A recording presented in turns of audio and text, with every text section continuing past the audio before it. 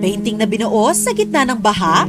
Viral ang video ng 22-year-old artist mula sa Balagtas, Bulacan na si Jo Maritan o mas kilala bilang Mar, kung saan ibinahagi niya ang kanyang sining na pinamagatang Barong ng Buhaya.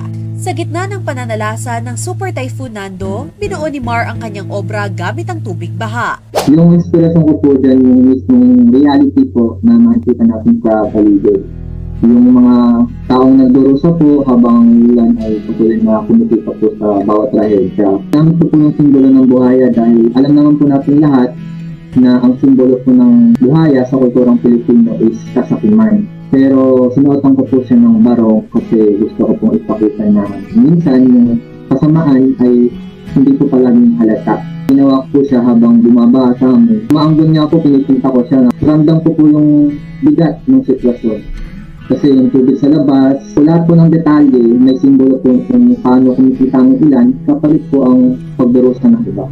Naging malaking inspirasyon ni Mar sa kanyang obra ang isyu ng anomalya sa flood control project sa bansa. Bilang residente ng Bulacan, ang isa sa lugar na may milyon-milyong halaga ng depektibo at ghost flood control projects, naranasan niya mismo ang epekto nito.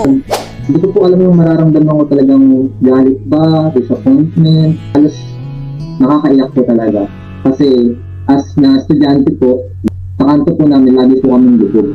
Lubog po kami sa tubig, halos araw-araw po nasa hita ko ng tubig. Ang hirap pong pumasok sa paaralan talaga.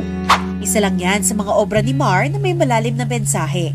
Sa pamamagitan ng pagpipinta, binibigyan focus niya ang mga isyong kinahaharap ng mga Pilipino ngayon. Ito raw ang paraan niya para ipahayag sa publiko ang mga usaping dapat pagtuunan ng pansin. So ang mensahe ko lang po, simple lang. Hindi po ulan ang ugat ng baha, hindi po korupsyon. Huwag po tayong manahimik. Kasi may kanya-kanya po tayong paraan para magsalita eh. At kung gagamitin po natin yung mga talento natin para ipakita po yung katotohanan, yun po yung pinakamataas na anyo ng pagmamahal sa bansa.